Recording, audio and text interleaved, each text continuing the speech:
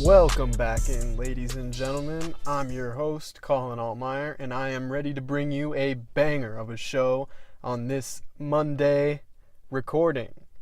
Now, to start the podcast off, I want to apologize for being a liar.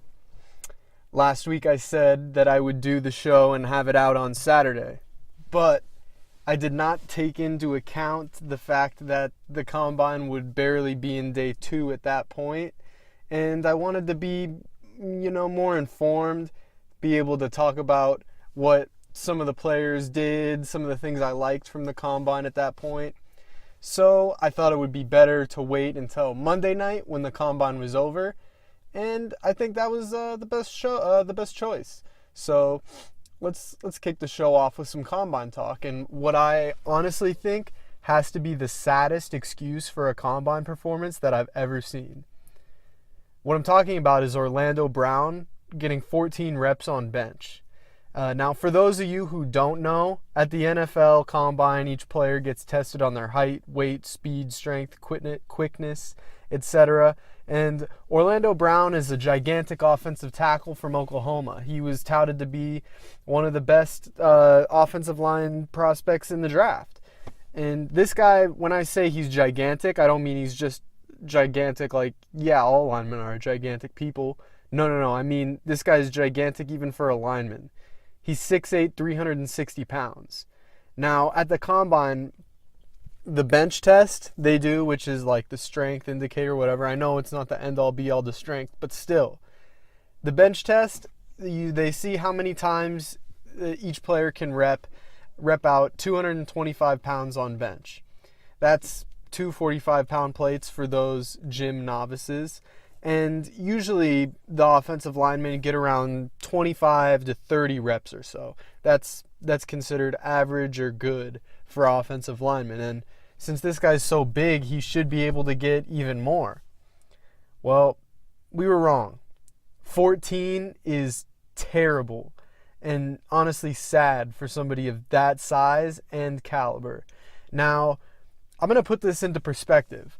Now, I'm no Hulk. I'm about 5'11", 205, and I can regularly, honestly, easily do 15 to 20 reps on 225 on bench. I mean, my maxed out amount, if I'm on a good day, would be 20. I'd say I could honestly get normally around 17 to 18. And I'm not even training to rep out 225. That's just me doing my normal exercise routine. And this is a guy who's been training for months on end for this to show the skills he has to the NFL coaches who are going to draft him. I'm not too sure what he was doing for the past few months, because I don't think he was training. He's had some of the access to some of the best trainers as any top prospect would, and it honestly seems like he let it go to waste.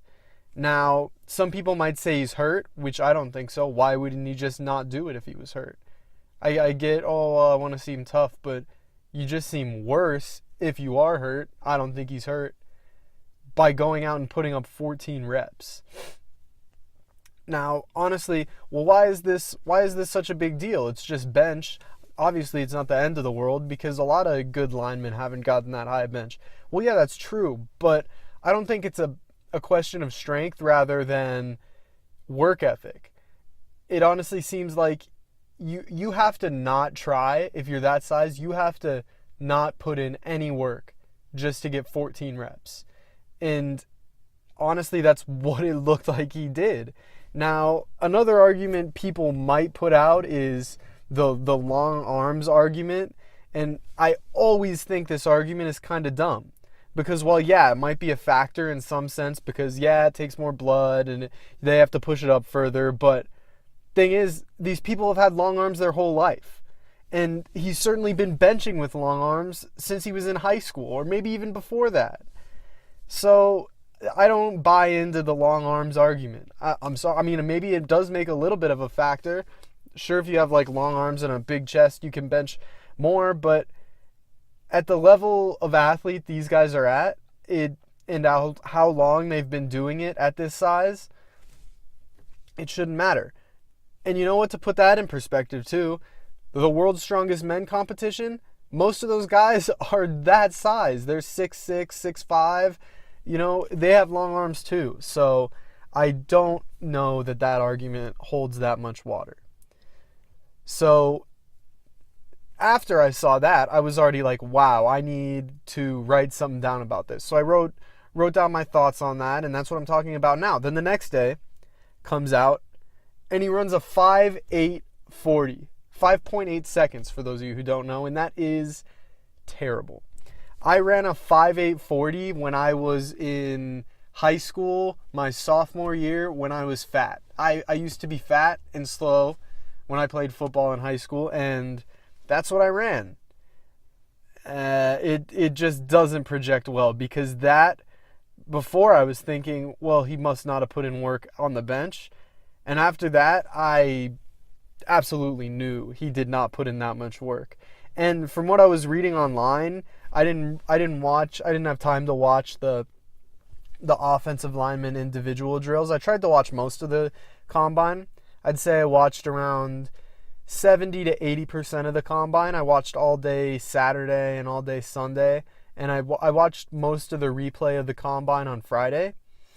So I tried to think I watched most of it. I didn't get to watch today's portion. I watched some of the 40s, so that's the DBs, and I didn't get to watch some of the individual drills for the offensive linemen. So I don't know how he did for sure, but from what I read, it was not that great. And obviously, some people say, what do a lineman need 40-yard dash for? It's true. All they really need the 40 for, sometimes they'll run downfield on a screen, or if there's a good run and they need to make a lead block, or if there's a turnover and they have to chase somebody down for a tackle. But for the most part, they won't be doing that. The thing is, though, inside, what coaches look for with linemen inside the 40-yard dash, they do this thing, they time the 10-yard split. So that's the first 10 yards they run. So in that first 10 yards, they want to see how fast you accelerate. Now, a good time, a good split for a lineman is like 1.4 to 1.6. Now, 0.4 to 0.6 of a second doesn't make much of a difference, but in reality, when you see it scaled up, they'll do the simulcam during the combine. When they scale it up, it actually makes a lot bigger difference than you think. So, to the 10-yard split that Orlando Brown got, 2 seconds to run 10 yards, you got to be kidding me. You got to be kidding me.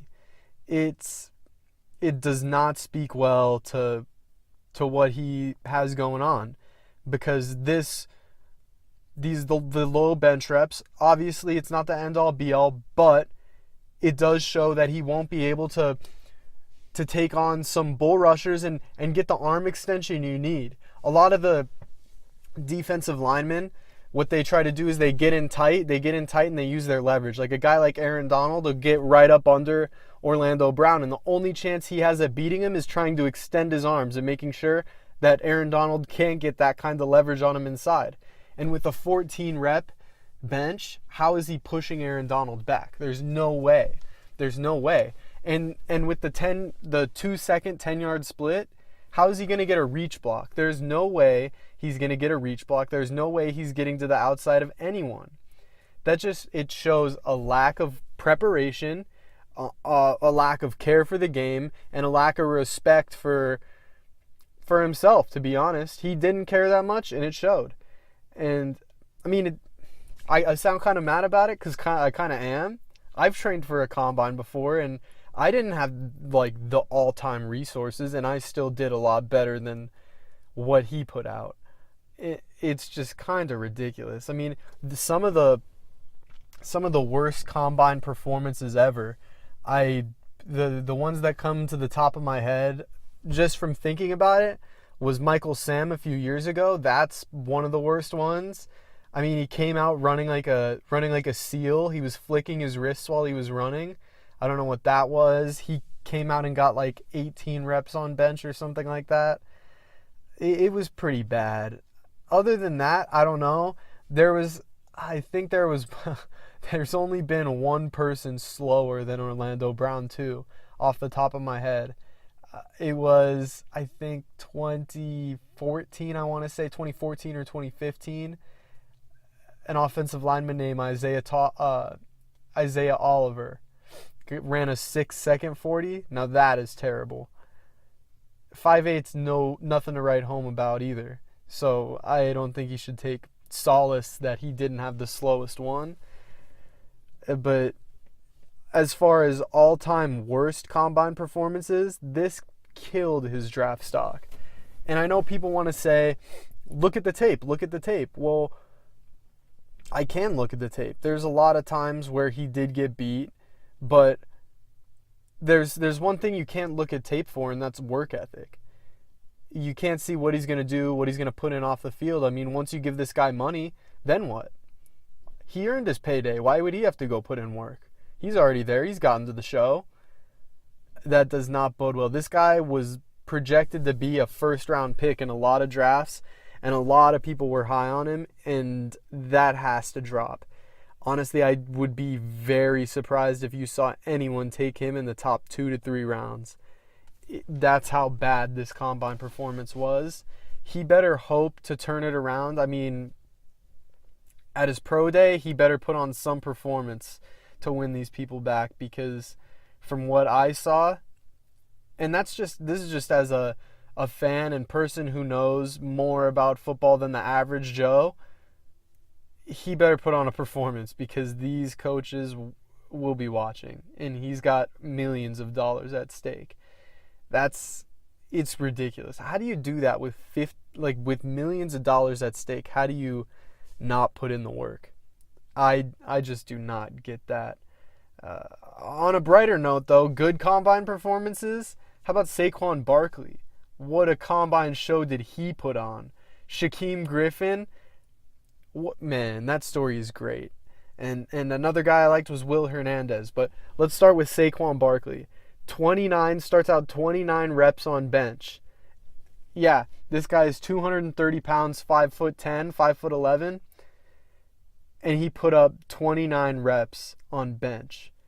Over double what a guy double his size put up on bench. That is insane.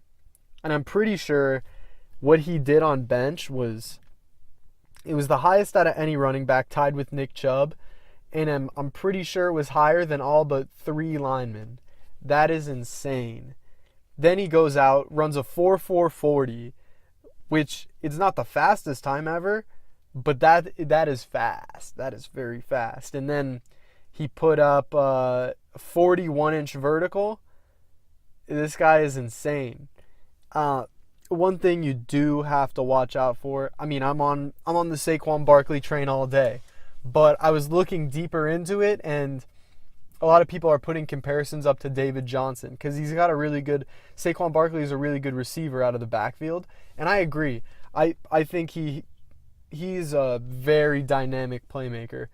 But one comparison that makes more sense than a lot of them, and I don't want to burst a lot of people's bubbles because I'm on the Barkley hype train too, is Jerick McKinnon. Jerick McKinnon's a running back. He was part of the Minnesota backfield this year. His combine performance was eerily similar to Saquon Barkley's. He got a 4.46 40. He had a 40-inch vertical, and he put up 32 reps on bench. Now, that's not to say that they're identical, but when you put it over to translate, and I've watched a lot. I watch every game. I try to watch every single game every Sunday of the football season. So I've watched Jerick McKinnon play a bit in the NFL, and his play style is very similar to that of Saquon Barkley's. So maybe Saquon Barkley can be a better version of Jerick McKinnon. I'm not saying they're identical, but people are comparing him to David Johnson, and I would hold the praises for that, because he only carried the ball this year something like he carried the ball 20 times, only twice. So 20 times in one game, only twice. Now that's like a workhorse back for the NFL. That's like the average is 20 carries per game. And only doing that twice is not very good. You could say it's game planning, play calling, temperature of the game. Sure, I guess for some of them. They did blow a lot of teams out. But another thing that is kind of scary is a few of these games he only had like 3 yards per carry. And one of those games was against Rutgers, which is not known to be a powerhouse school.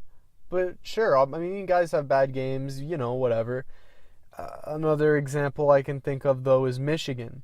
He had 109 yards that game, but 69 of them came on one run.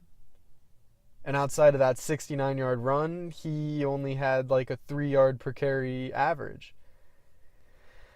So I'm not saying derail the Saquon Barkley train, but I am saying pump the brakes a little bit, start to slow the train down. Don't shovel all the coal in there yet. We still got places to go. We still have things we need to see. I would not take him first overall. I don't know if I'd take him top 5 either. It would take guts to take him high. Man, is he a great athlete and does he have a lot of potential? But he really does do it all, though. He can run, he can catch, he can return. He does it all, but it's scary to see, especially these teams in the top of the draft. They don't have good lines. And that's something that would really, really help him. So if I was one of these, I do not envy the decision one of these top draft pick GMs have to make. I don't envy that decision at all. Next, Shaquem Griffin. That's a good story. For those of you who don't know, Shaquem Griffin is a twin brother of a guy who's already in the NFL, Shaquille Griffin. You can tell because their names are almost the same, that they have to be twins. So Shaquem Griffin is he's got one hand. I guess at birth something went wrong and they had to take off one of his hands, and he's been playing football with that. And he's been a pretty good player. He's been able to do a ton.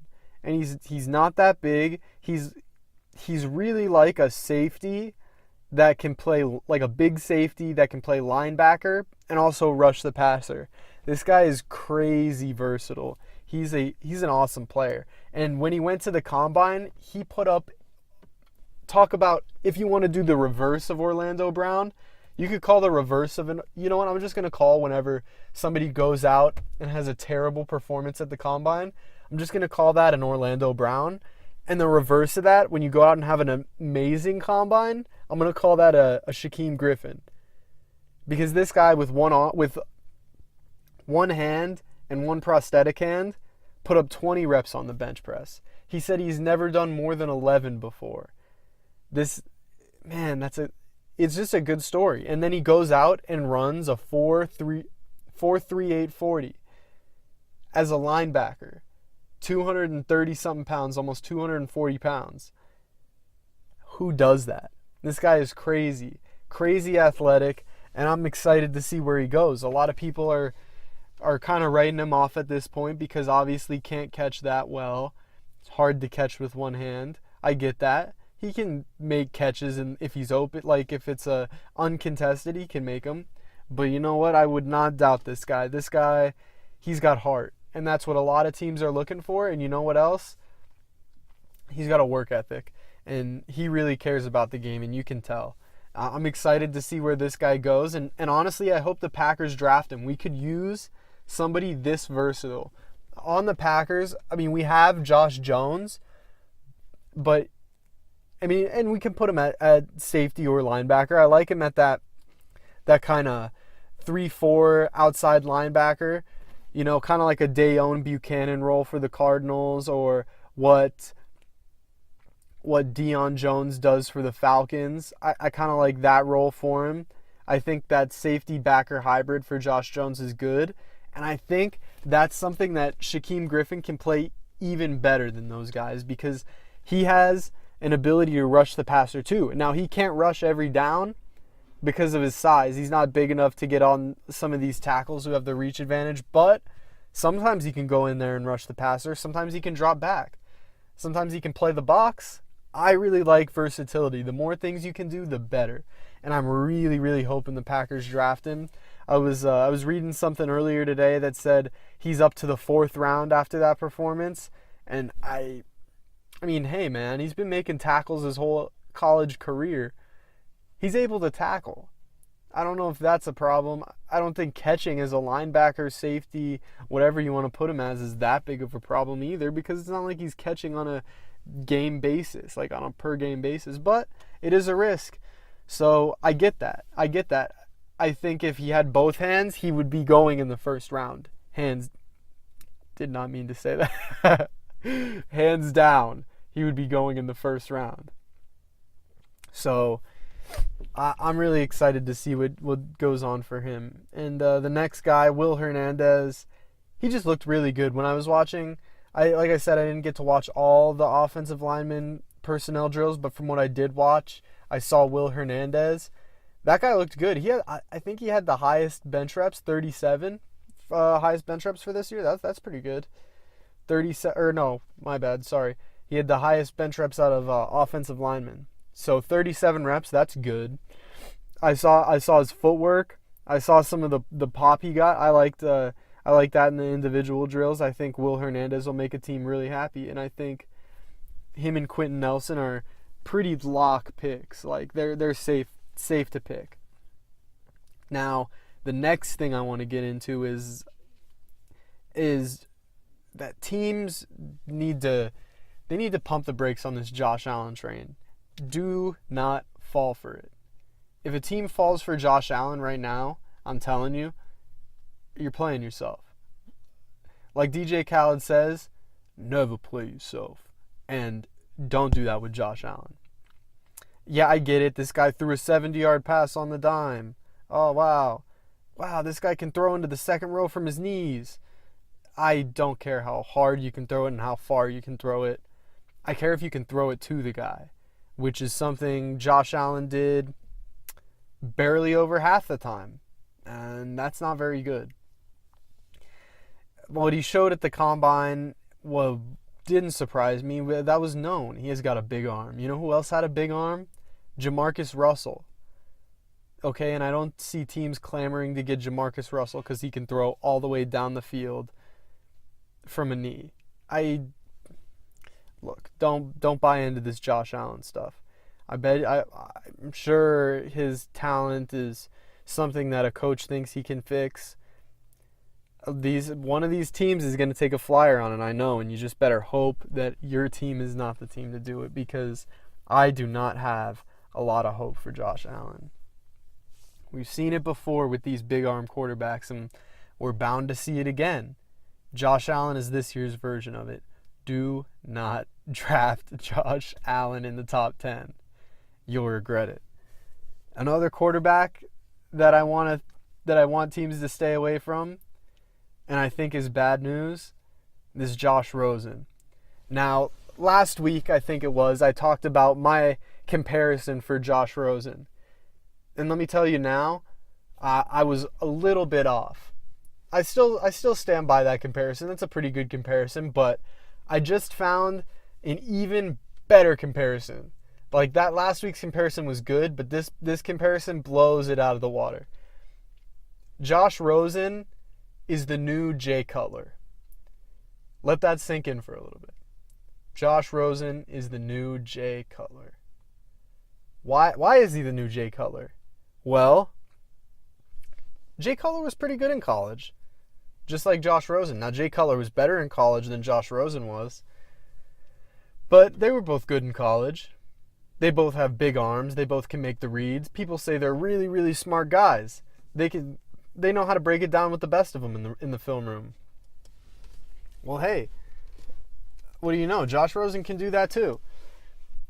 And that's what it said he did at the Combine. But I watched some of the answers he gives to these questions, and it just goes to show he is a total Jay Cutler.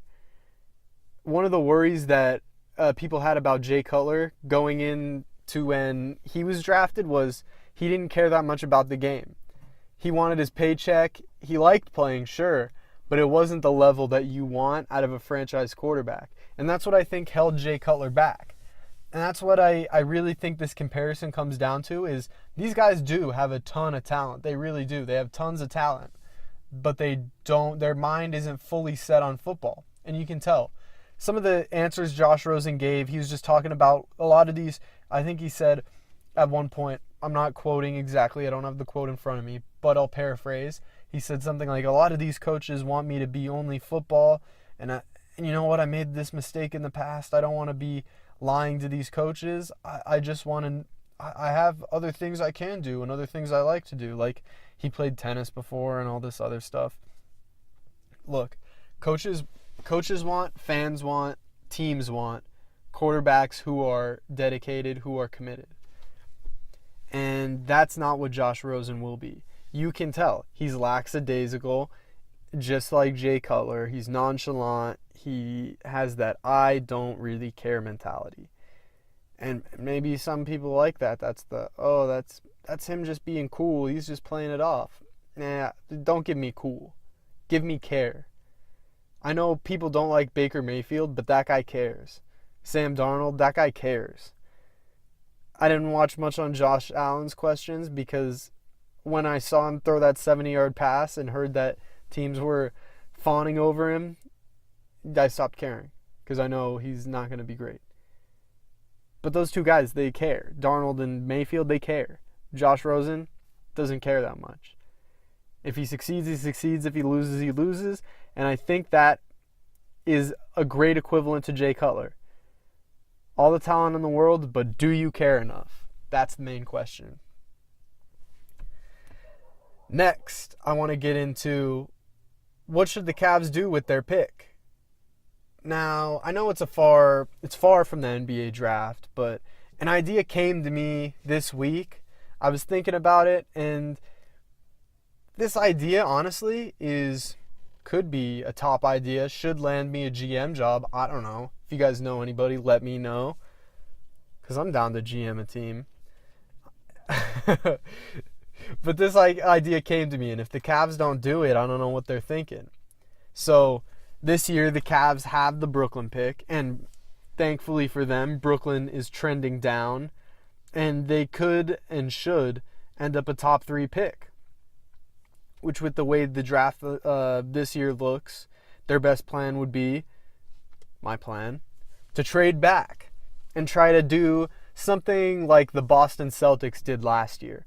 They need to try to get another pick for next year in the top of the draft, and they need to not move back too far so they can still, because this draft is top heavy. It's very top heavy. The top players are great, but there's not that much depth to it from what I've seen so far. So I think they stay within the I'd say if I'm predicting them to be top 3, they have the 1, 2, or 3 pick. I'm saying they stay within the top 7. They need to. And they get that pick for next year in the top 10. And they use their pick that they get for moving back on Trae Young. And hopefully by the time they pick, Trae Young is still there, and they pick Trae Young to try to kind of be their Kyrie Irving light. Now, maybe he won't be as great as Kyrie Irving and all this stuff, but Trae Young does show potential. And sure, he looks like somebody dropped a lollipop in a pile of hair. I know, I've heard I've heard that comparison before, and it's definitely true. He needs to accept being bald. It sucks. I have a friend who's going bald, Trae Young, it is not that bad. I think both of you guys just need to accept it. My friend T-Spell, he's going bald, and that's okay. He's just got to deal with it. He's got to take it off. I know he's trying to he's trying to savor these last few years with hair, but you know what? Just let it go, man. Shave it off. And that's my advice to Trae Young. Shave it off. Teams will like that. You don't need that little... Your hair looks gross, dude. To be honest, it looks gross. So shave it off. And he'll probably go, honestly, he'll probably go higher in the draft if he shaves his hair. Because some coaches might think he's just gross with that hair, and they won't want to draft somebody who's gross with their top pick. And I think if he shaves his head, it'll show some kind of maturity. Like they'll relate more to a kid who's bald than not bald and with really gross hair. So back to the point. He could emulate Kyrie. I mean, I think they have sort of similar games. They take lots of shots. They make lots of shots. They can ISO. They ISO. They can ball handle, and I think that'd be really good. Now, I think the thing that this does for them more than anything is it lessens some of the leverage that LeBron has on them. If the Cavs can go and say, well, look, LeBron, if you want to hold us hostage and try to make us spend out the wazoo, we don't have to do that. You can leave if that's what you're going to threaten us with. Because now at this point, the Cavs have a pretty good young core. They're 1 to 2 years away from getting rid of J.R. Smith and Tristan Thompson's contracts. They have this top pick, which, if they do what I say they should, they'll have a pick next year and this year. So, hypothetically, they could have Trae Young, Jordan Clarkson, Rodney Hood, Larry Nance Jr., Jetty Osman, and whoever else, And I think that's a pretty good young core to have. Now, with or without LeBron, that's the question. Oh, and they'd still have Kevin Love, too. How could I forget? Yeah, but so, with or without LeBron, that's the question. Now, I think by doing that, by getting that extra pick for next year, and in lowering the amount of leverage LeBron has, I think that'd be a good thing for both sides, because LeBron wouldn't be so maniacal. I think I'd say. Now I love LeBron. He's one of my favorite athletes, but he is definitely being maniacal and holding the Cavs hostage. So I think this would be the best. They'd have a better young core. They'd have things to look forward to in the future, and they'd have a backup plan in case LeBron leaves. Now, these guys, I know you can't always count on. You can't count on rookies to perform the way you expect them to. There's examples like this year. The Suns, they picked Josh Jackson, and I love Josh Jackson as a pick. I was hoping they'd get him. I thought they wouldn't be able to get him at 4. Good thing they did. At the beginning, it wasn't looking so hot. But they turned it around. I mean, he turned it around after he got snubbed from the All-Star game and benched for 1 game. And in the month of February, he averaged something like 18 points. So he's got a bright future. And I think one thing a lot of these teams need is more patience with rookies for them to pan out. People are too quick to label them as busts. They need to give them time. And that's one thing that the Cavs can be able to do if they draft some of these young guys, because they have LeBron, is to be able to not label them as busts so quickly. So to add to this question on if the Cavs should do that, are the Cavs still bad after these trades they made at the trade deadline? And my quick answer is no. From watching them play, my takeaway is their defense is a ton better. Their energy is a ton better. The only thing is they need to get their chemistry better. That's it. I mean, they've played all of 8 games together? As of tonight, 9? And I'll tell you what I think their issue is. But for right now, their defense is a ton better. They just need to get the chemistry right.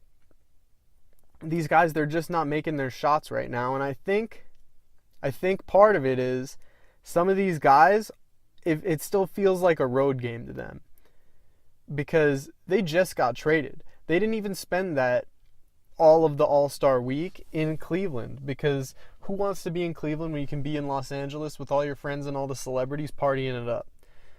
So those guys weren't even in Cleveland the whole All-Star break. So these guys have been in Cleveland for all of 2 weeks. This is more or less just an extended road trip. So it's like playing a back-to-back road games for 2 weeks straight. So I don't put much stock into them shooting really poorly. They're going to make shots eventually because they'll get used to the court. They'll get a new routine going.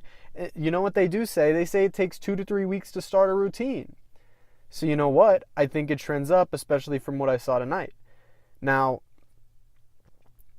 once they get this new routine down and their shots start falling, you'll see them play more like they were playing against Boston or the Oklahoma City Thunder.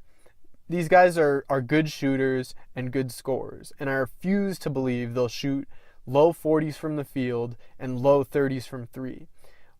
I'm telling you, once they get comfortable in Cleveland, you'll start to see them blow teams out again. And I think, honestly, a starting point to that, from what I saw tonight, I had theories before, and honestly, I was right, and I don't know why I backtracked on him. Tristan Thompson is the iceberg, or what the iceberg was to the Titanic. That is what Tristan Thompson is to the Cavs. Tristan Thompson will sink the Cavs. They are bad with Tristan Thompson. I can't tell you what it is. They're just bad with him. Now, what evidence do I have? Well, to start off, without Tristan Thompson, there's something like 18-3. With Tristan Thompson, there's something like 17-22. Now, I know what you might be thinking. This is the Kardashian curse. And you're right. It is the Kardashian curse.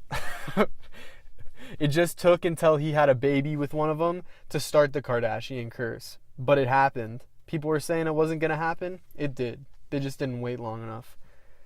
So, Tristan Thompson is sinking the Cavs. They played so much better tonight with Larry Nance at center. And honestly, if they give Tristan Thompson the starting spot back when he comes back, they're really messing up. They need to cut his minutes big time. And I think they will once they get Kevin Love back. They'll run George Hill at the 1, Rodney Hood at the 2, LeBron at the 3, Larry Nance at the 4, and Kevin Love at the 5. I think that's, at this point, is their best lineup. I do think they should go out into off the waivers and pick up a center, or an actual center. They plugged in Zizic tonight, and they looked really good with Zizic in the lineup. And I know Zizic isn't a top-tier guy. I think if they got someone like an Andrew Bogut, and he's not that great, but he can defend still. So they get someone like an Andrew Bogut or someone like that who can play limited minutes as an actual center. They can obviously go back to their small ball that they like to play, or that Tyronn Lue likes to employ, with Larry Nance or Tristan Thompson at center. Hopefully Larry Nance, but they can play that offense if they'd like. I think that's needed in today's game, a lineup like that. But you still also need an actual center, or you'll get eaten up like they did against Denver. Against the Nuggets, Jokic ate him alive. And I don't know if some stopgap center would have been able to stop him, but they sure would have helped, because Larry Nance versus Nikola Jokic in the post, I'd say Jokic wins 7 times out of 10. It's not a good matchup. But things are trending up. I think without Tristan Thompson, their lineup looks a lot better. I mean, it does help that they made shots and all that, but their lineup looks way better without Tristan Thompson.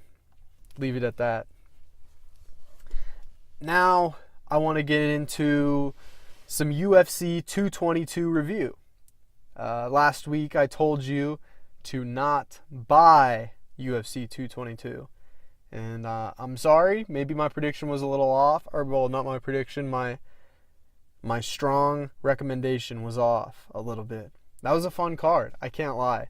There was no big name, but you know what? To be honest, I changed my mind again on that. You would be glad to not buy the card. If you went out and watched it at a sports bar like I did, you would have been just as happy. If not, no, you'd be more happy, because you wouldn't have just spent $60 on a card. And I'll tell you why. Because the UFC just sold us a bag of poop. They really did. Because Cyborg versus some can is not a fun fight to watch. And this I'll get into my review of the fights and what I thought. But I'll go from the top down. So Cyborg versus some can, Kunitskaya, good-looking girl, But what was she doing in there with Cyborg? That's not competition. That's a joke. You put stuff out there like that, people aren't gonna want to watch Cyborg. They're gonna think she's gonna run through everybody, and it's gonna ruin your chances of progressing her star, which is not good for what the UFC has now. When you watch that fight, it was really, really bad. Because, okay, sure, Kunitskaya definitely did get her. She had her there for a minute and a half maybe. She got her down and was controlling position a little bit, had her up against the fence, controlled position a little bit. But then Cyborg hit her with a punch, and you could see actual fear in her face. She cowered when she got hit by Cyborg. Then Cyborg just unleashed on her, knocked her down, and TKO'd her. That's not something people want to see. And that was all in the first round, mind you. So, not a good idea by the UFC to do that. It was really kind of dumb. People aren't going to want to buy her fights, and not doing anyone favors, because that was not fun to watch a girl get beat down. Like most people knew would happen, but still. Next fight was, the fight before that was, I was really surprised with, Brian Ortega versus Frankie Edgar.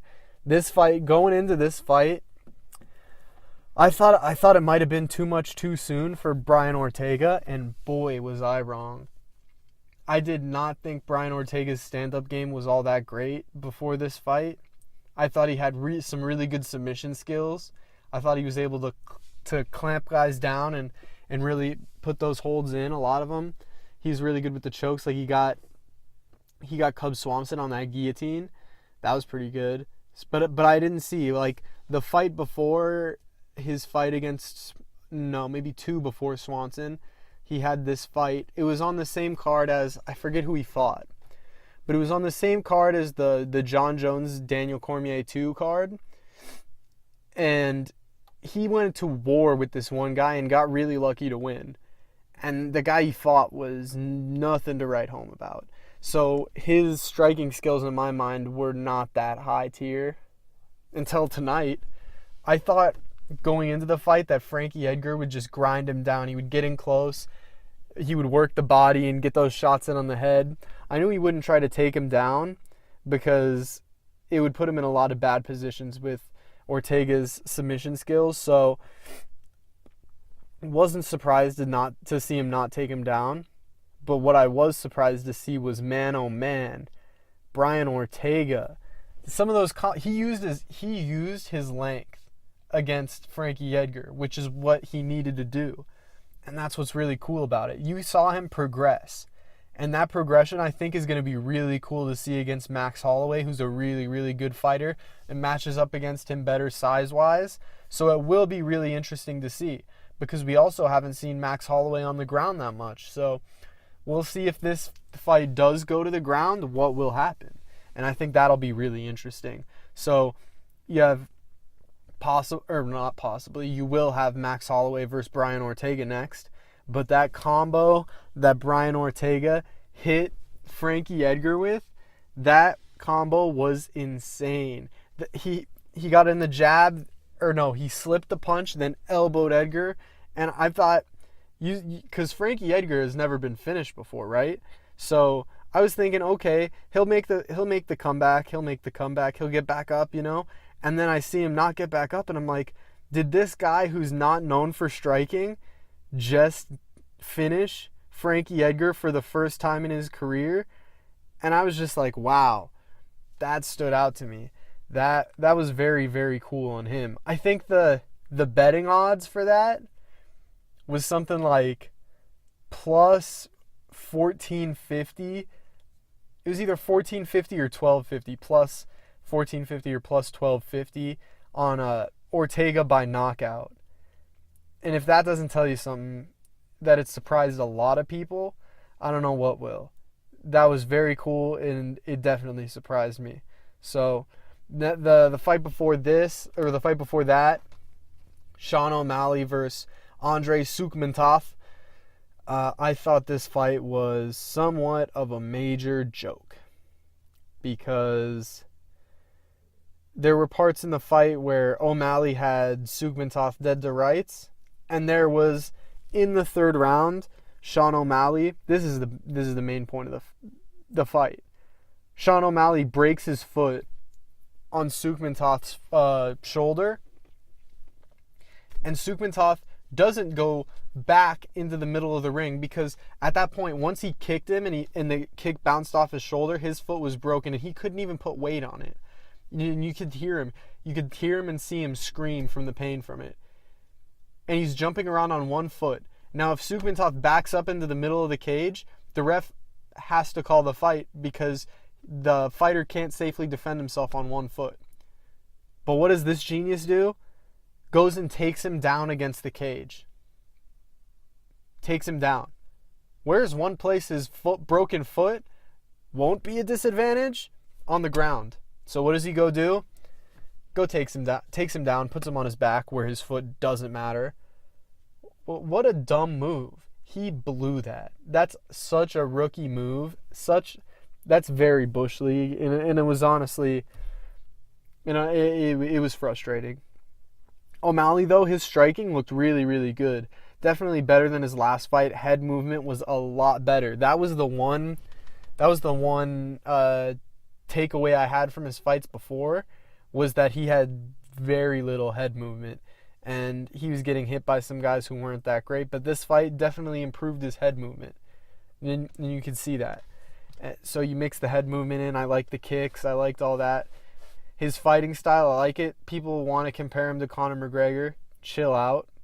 Okay, chill out. That's the first thing. Second thing, chill out again. Not Conor McGregor. And I know he tries to act like Conor McGregor too. I saw him in some of those pre-fight interviews. Was he ridiculous? Did he actually break into Conor McGregor's closet and steal one of his outfits? Come on, dude. Do your own thing. That really annoyed me before the fight when I saw that. Do your own thing, man. Why do you have to copy someone else? You have to steal their style? Come on, dude. Get your own thing. And then he has that thing. I have nothing against people who smoke weed or whatever like that, but I think as an athlete, when you're going up pre-fight and talking about your new strains of weed, come on, dude, chill out. All right? I don't really care. I want to hear about how you trained. I don't want to hear about how you're creating new strains of weed. Could not care less about that. And I think it made him look like a dumb kid. But that's his way of doing things, I guess. He's going to be Conor McGregor who smokes weed. If you mix Conor McGregor and Nate Diaz, I guess there you go. If you want to see that. I don't. I want to see a new guy. I want to see Sean O'Malley be Sean O'Malley. I don't want to see Sean O'Malley be Conor Diaz or Nate McGregor. No thanks. Give me a real personality. The fights before that, there's nothing much. Andrei Arlovsky versus Stefan Struve. You're seeing two old guys go at it. Nothing much in the future for that. At least none of them got severely knocked out and hurt. Kat Zingano versus Ketlin Vieira. Okay, that fight, I was sad about that fight. I was excited to see Kat Zingano return, and I thought she was going to put on a show because she looked really good. She was looking cut for this fight. But this girl, I guess Kat had ring rust or something like that because this girl put a bit of a whooping on her.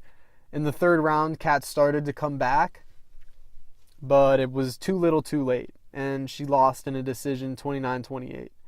Oh no, it was a split decision. 2 29-28s against, 129-28 for. Which I could see it going either way. The first round was iffy. Second round, she got worked. Third round, she won. So, no one got robbed. Sad to see her lose. But I think she'll come back strong. I think she's ready to get back into fighting. And I think she's ready to keep putting on shows and move up the ranks again. The fight before this. Okay, this was one of the other big fights. Mackenzie Dern versus Ashley Yoder. Mackenzie Dern, she is the son of Megaton Dern.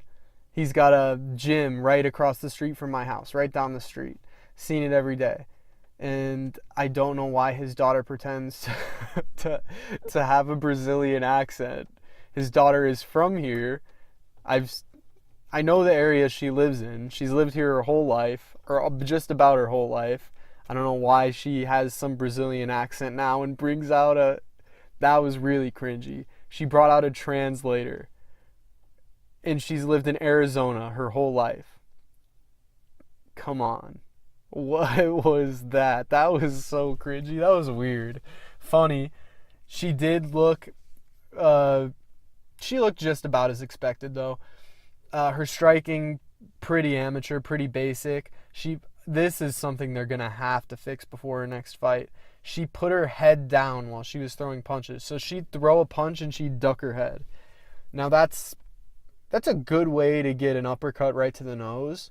It's a good way to get a front kick right to the nose. You fight someone higher level, like in her division, you fight a Rose Namajunas like that, you're getting kicked into the next dimension. You fight Joanna like that, say goodbye to your teeth and nose structure, because not good, not good at all. They got to fix that. But keep in mind, this was only her 6th pro fight, so she's got a lot of room for improvement. But I did like what I saw when she got her down. She was like a spider monkey, man. She was all over her, and she almost got the finish in the 3rd round. I like that. That was a good fight. Other fights on this card, there was John Dodson versus Pedro Munoz. That fight was pretty cool. John Dodson kind of worked him. He has some really good footwork. He's really quick at 135. Like, he was quick at 125, but against these 135ers, he's got some top-end speed. So he was putting in some Lomachenko footwork in there. He was doing that little sidestep that Lomachenko does. I like that. He put the work on Munoz, and that was cool. But that's really the end of the card. Nothing really else to talk about. As for other UFC news, Brock Lesnar is back, baby. He's going to be back soon. Oh, man, is that going to be cool. If you don't know, I love Brock Lesnar.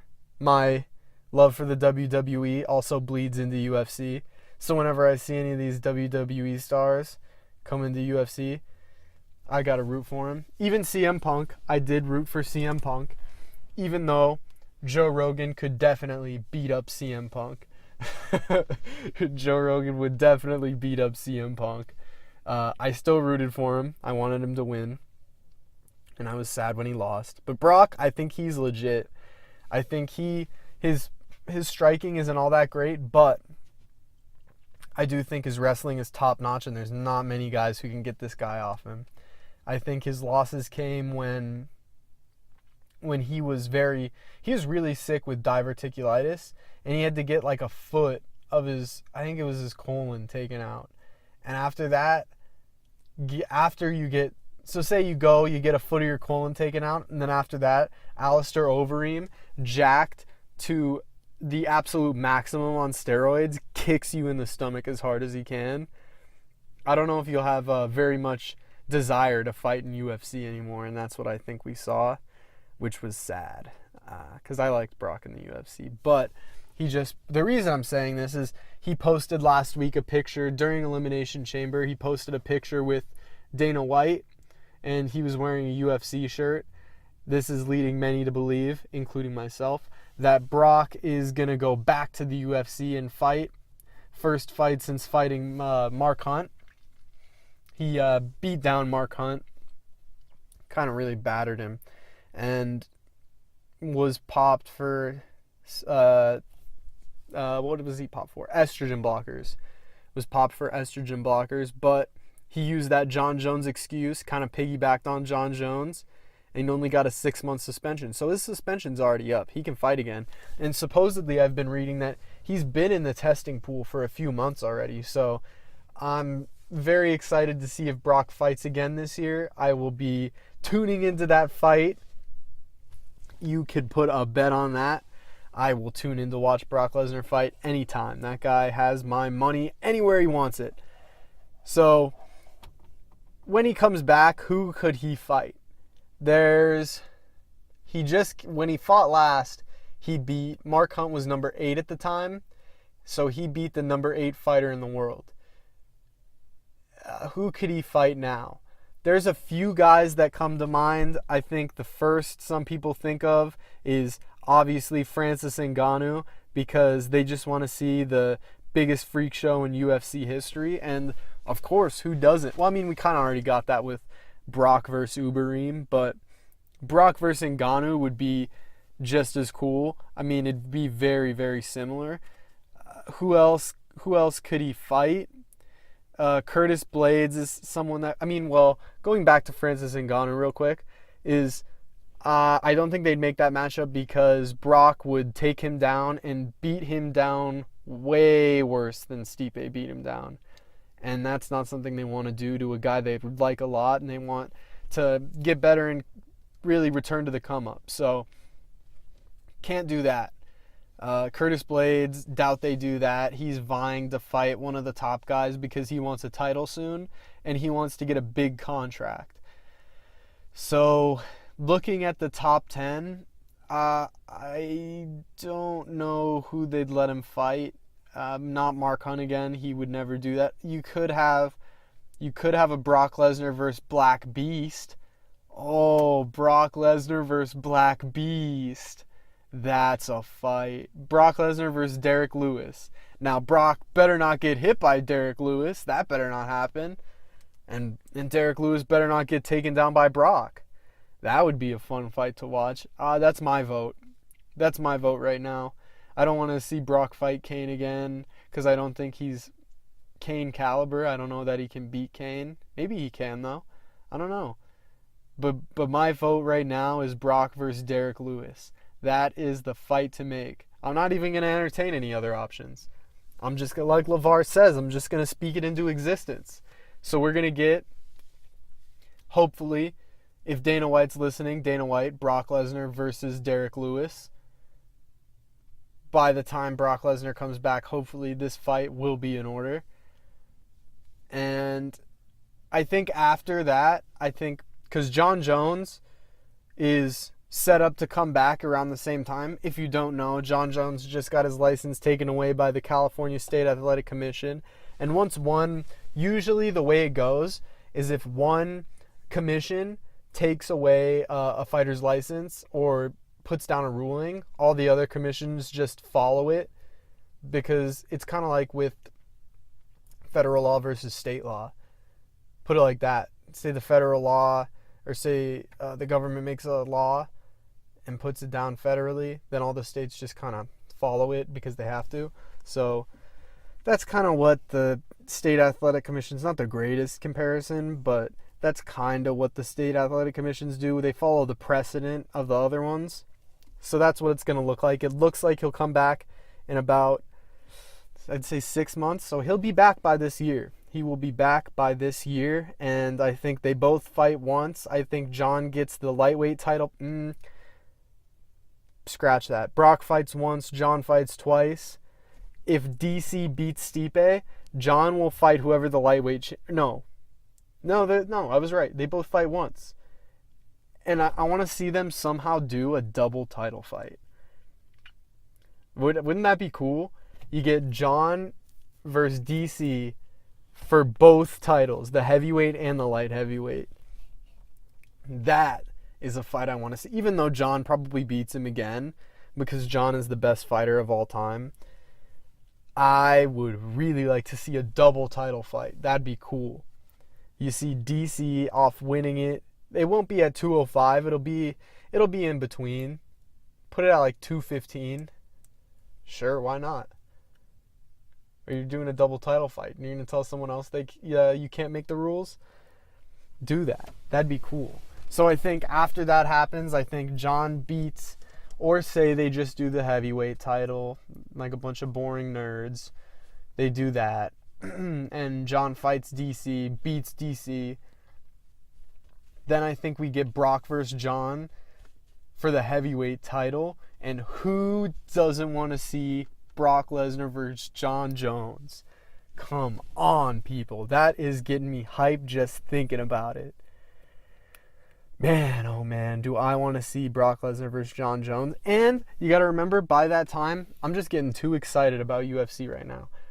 by that time, Conor McGregor will be fighting again, mark my words. He will fight the winner of this lightweight title match.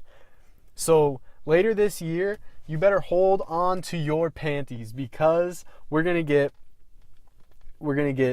DC versus Stipe. We're gonna get Brock Lesnar versus Derek Lewis. We're gonna get John Jones fighting again, and we're gonna get Conor McGregor fighting again. Tell me what tops that in the fighting world. Nothing. Nothing tops that. Nothing can top that.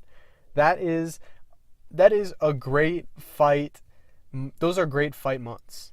And I am so excited for that. So excited. To bounce back a little, Brock Lesnar was wearing that UFC t-shirt during Elimination Chamber, which was just 1 week ago. And at the Elimination Chamber, Ronda Rousey had her debut, her contract signing with air quotes.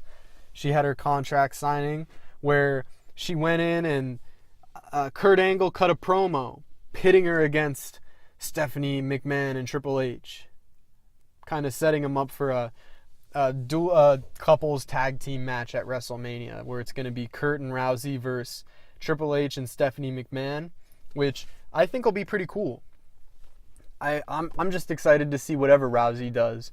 Now, some people are saying they're just trying to keep her off the mic because she's kind of weird, or because she's not that great on the mic yet, but, you know, what are you going to do? I think she'll get better on the mic as time goes. As long as they don't push her like they have done to Roman Reigns, I think people will really like her. So I'm just excited to see what happens with that. She hasn't wrestled yet. She hasn't been in a match yet, but it's Ronda Rousey. I'm tuning in to see Ronda Rousey on Raw every week until something happens. And then at Fastlane, I'm going to tune in and see if Ronda Rousey does something there.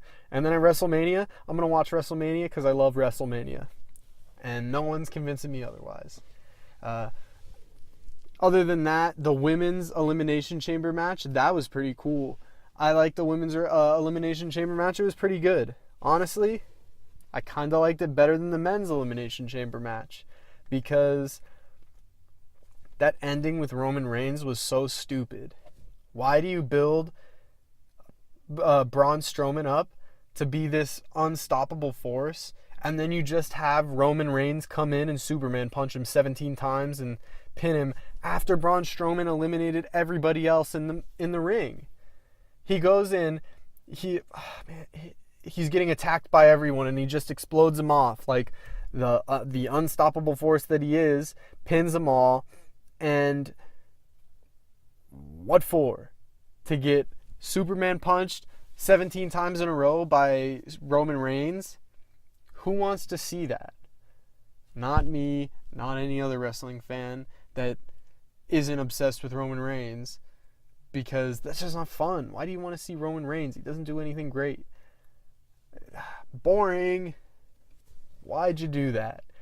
The rest of the match, though, was pretty fun. I liked Elias in there. Elias is one of my favorite, like, newer wrestlers.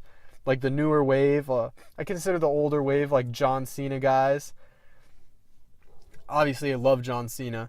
But the newer wave guys, I think Elias is one of my favorites. I think that thing he does, when he comes out before the matches and plays his guitar, plays the song, and just talks a bunch of trash to the city, I think that's so funny.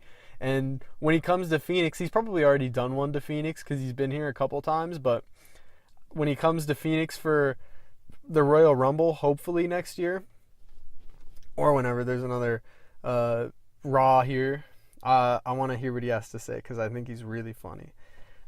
Outside of that, I thought the Elimination Chamber pay-per-view as a whole was pretty good and worth watching. And I think you should tune in to Raw and SmackDown each week now, because they've been getting a lot better. Like, I hadn't watched them in a while, and I watched them last week just to catch what was going on with Rousey, and they're actually a lot more entertaining than they have been in the past.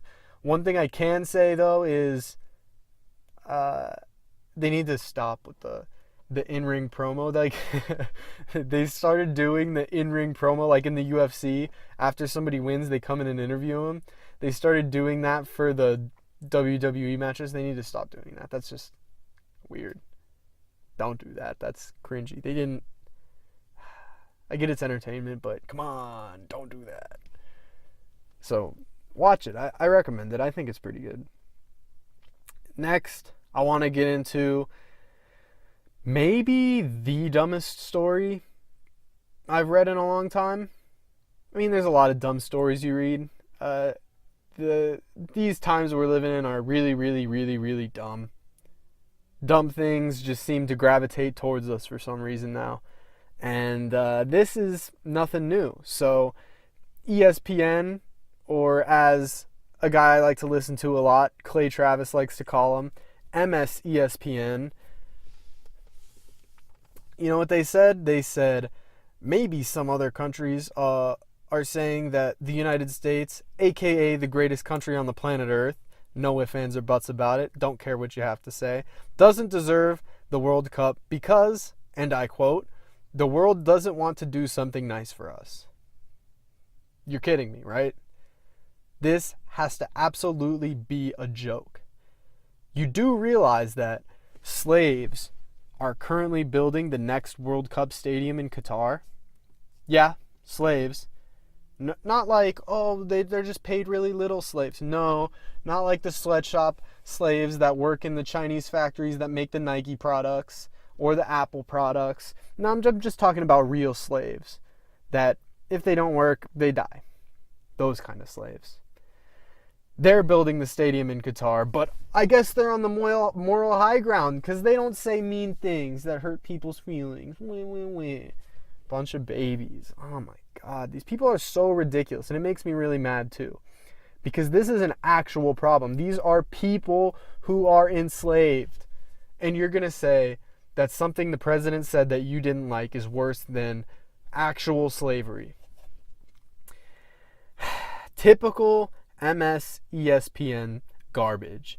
I have not watched ESPN other than any sporting event that was on there. I've only turned it on for sporting events, then I immediately turn it off because it's ridiculous political garbage. That's all ESPN puts out, and it's really irritating.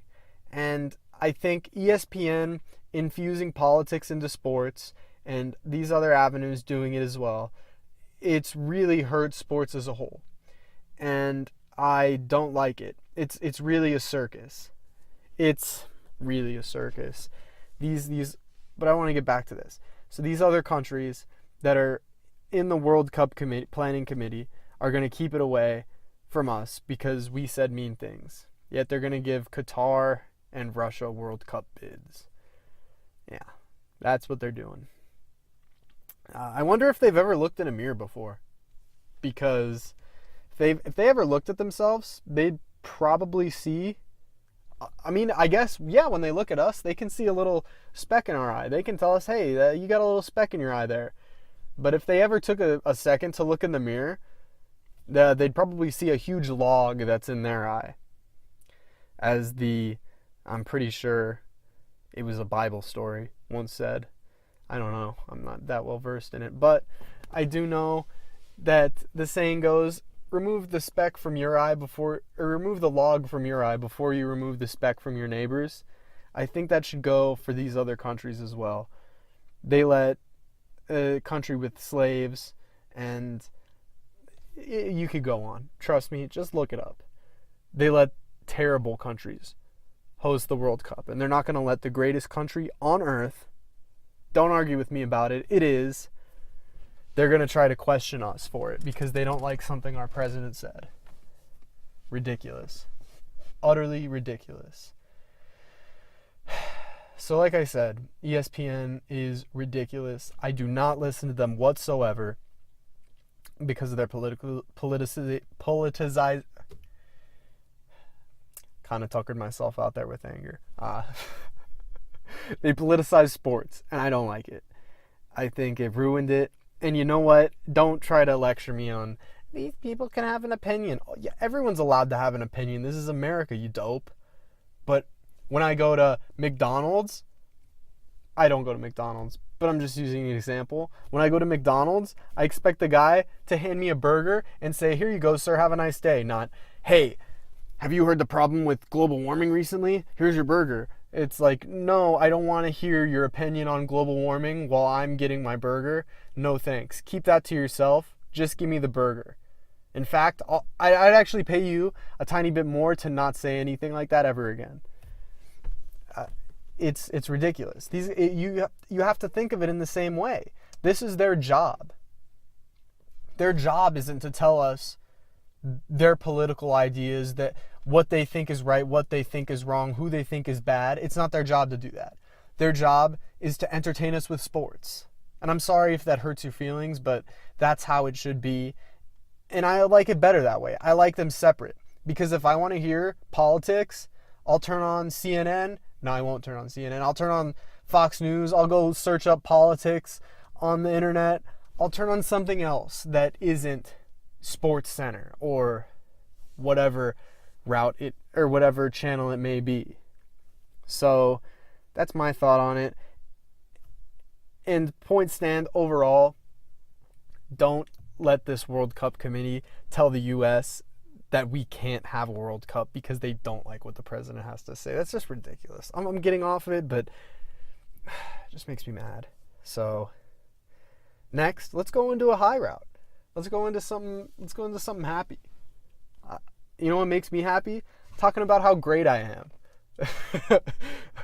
I'm joking, but honestly, I am the betting champion. So you take my advice to the bank and you'll earn lots of money. I'm not saying it's guaranteed, but it's kind of guaranteed. I don't know. I'm going to keep a log of picks for the rest of the time that I do this. And I'll continue to update it and show you how spot on I am in the betting market. So far, I'm 4-1. Last week on Tuesday, I told you to take Brooklyn minus 11, Portland plus 12, Washington plus 3, and the Clippers plus 4. And my only loss was from the Bulls, which I told you to take plus 10.5. Now, the only game I would have bet on personally last week was Portland plus 12 and definitely Washington plus 3. But the other two games, those were easily bettable too. I was just the most confident in those two picks. Like I said though, Washington was looking really good at home. Washington was looking really good in their passing game, and Portland at home, it was obvious they would crush Sacramento like that. But this week, I mean, we can get into some picks. I was planning last week to do picks for the UFC fight, and I'm going to soon in the future. I'll give my betting picks for the UFC, but I wanted to wait, like I said, for the combine to be over. So this week's picks for Tuesday, March 6th, betting odds show Philadelphia at Charlotte. They have that at even. A pick'em, Philadelphia at Charlotte. Take Philly to the bank. Take Philly to the bank. Not going to make much off that fight, but you want easy money. Pick'em, Philly versus Charlotte. Miami versus Washington, or Miami at Washington. Miami plus 5, Washington minus 5. Okay, so Washington getting 5 points. That one's a little tougher. I'm going to come back to that one. I'm going to think on that one a little more. Atlanta plus 14 at Toronto. Take Toronto take Toronto minus 14. Atlanta's in tank mode, and they're definitely in an even deeper tank mode after they let themselves come back on the Suns, thankfully. And they got a little extra win in there. So take Toronto minus 14. Next, you have Houston minus 3.5 at Oklahoma City. I would take Houston minus 3.5 in that, even at Oklahoma City. Like I did say this before, Oklahoma City plays up to their competition, which I think is true, they do. But recently they have been playing pretty poorly. I like them, but right now, take Houston minus 3.5. That's a good bet. Next, you got Denver minus 4.5 at Dallas. Now, Denver recently, they've been pretty hot. They kind of scorched the Cavs the other night. So minus 4.5 I like, especially against the Mavericks, who are not good at all. and their big man, they have Dirk and they have Nerlens Noel at center. I think Jokic will eat him alive in the post, in the paint. So definitely take Denver minus 4.5 on that. Next, we have the Knicks plus 9 at Portland. I would take Portland minus 9 on that. Portland at home. Portland's been playing really well. They're all the way up to a 3 seed now. Damian Lillard and CJ McCollum are on fire. Definitely take Portland minus 9 at home. Next, we have Brooklyn at Golden State. Golden State is a minus 14.5. Definitely take Golden State because it's at Golden State. Golden State at home versus Brooklyn should cover no problem, especially because they're on a winning streak and they need to catch up. They need to stay on the tails of Houston. They're 0.5 games behind. I think if they can try to get a game ahead of Houston, they'll be safe and then start to take some games here and there off again. But at this point, I would definitely take the minus 14.5 for Golden State at home. Last game of the night is the Pelicans at the Clippers. Now this is a tough game, along with that Miami-Washington game that I was coming back to. This is a tough game. The Pelicans at the Clippers. For this game, the Pelicans are on a roll and are actually even the 4 seed, which is weird to say. The Pelicans without DeMarcus Cousins are somehow the 4 seed in the West. I still don't know if I take them over the Clippers at home. The Clippers are minus 3, so that would this one might be even harder to pick than the Washington Heat game. I would take the, you know what? Give me the Pelicans. The Pelicans are on a winning streak. I would take, not very confidently, I might add, I would take the Pelicans plus 3 unconfidently. And back to the Miami versus Washington game, we have plus 5 Miami. Give me Miami plus 5. You know what? Give me Miami plus 5. Take them. Also not very confidently. Take Miami to cover plus 5. Don't take them to win outright, but take them to cover Miami plus 5. So those are my picks for this week. I would give you some betting odds on the UFC fights, but I wouldn't bet this week. You have something like Volkov versus Verdum. I don't know that that's something you'd want to be betting on. Not very interesting. I'd wait till the next fights are coming up, because this fight card, it's on March 17th, so it's next weekend anyway, but it's not very enticing. So last thing I want to get into, and trust me, I don't really want to talk about the NCAA investigation again. I think 3 weeks in a row feels like overkill, so I'm going to keep it short. Sean Miller the other day went out in a press conference and denied any wrongdoing in the alleged DeAndre Ayton $100,000 payment, which I think is really alleged because we've seen no evidence that this has ever happened. And the fact that the FBI came out and said they have no recording of Sean Miller on a wiretap saying that he paid Ayton $100,000 is pretty damning evidence against ESPN, who reported this for a week straight. Now, we know the details. You probably heard it all week because this did in fact happen a week ago, and this show is weekly, so I don't get to talk about these topics the day after. So I do want to go a little deeper into the legal side of this. Now, why would I go into the legal side? Because I'm a law student. I am studying law right now at ASU, and I just aced my test on torts. And for those of you who do not know, defamation, which some people think he can sue for, is a tort. So, those of you who don't know also, a tort is a wrong against a person, a civil wrong against a person. Now, I do think I have a little extra knowledge in this department.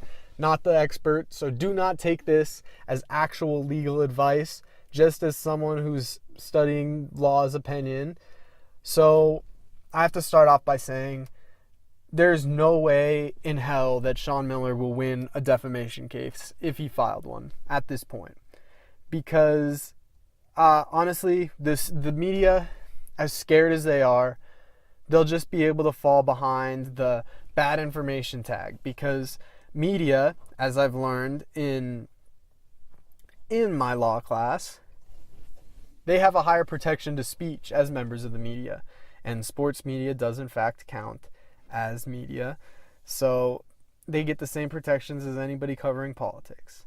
So also, one thing that you have to go into, another thing I should say, is not only do they have higher protections on their speech, but Sean Miller as a public figure has higher standards to prove slander or libel, which are both defamation, slander being spoken defamation, libel being written, which he would be able to file both, because ESPN both printed and spoke about on their TV channel.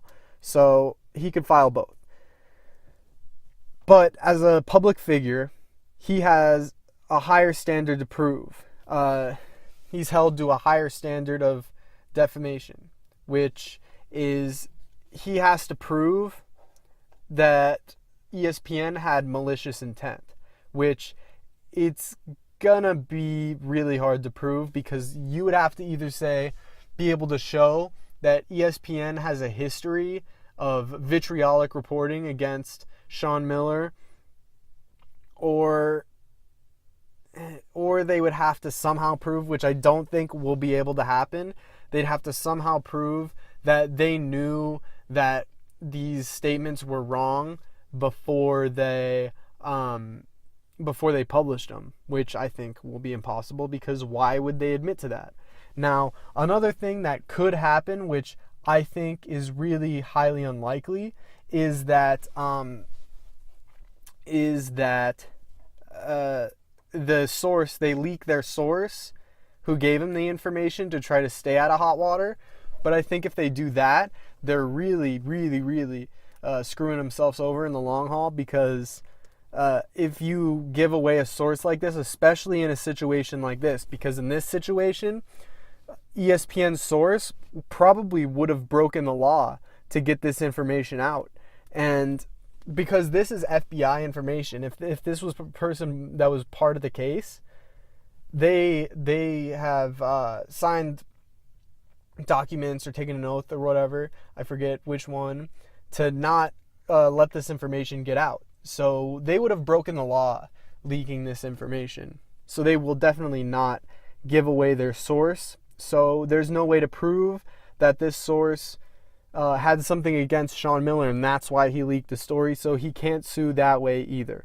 So there's no way he can really really win a suit against ESPN or anyone else reporting this, because of the one, higher protection for speech that media has, and two, the higher standard Sean Miller has to prove as a public figure for defamation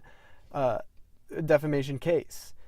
To put a comparison out there, I think a good comparison to make would be, for example, the way the media covers Donald Trump. A lot of these websites, if they put out fake stories, Donald Trump could sue a lot of these people because they have a history. For example, you could say someone like Salon, or name one. Honestly, name one. He can prove that very easily, that they have a big bias, a big reason to attack him, and they do have malicious intent, because there's articles out there talking very, very angrily, very, very disgustingly, honestly, about him.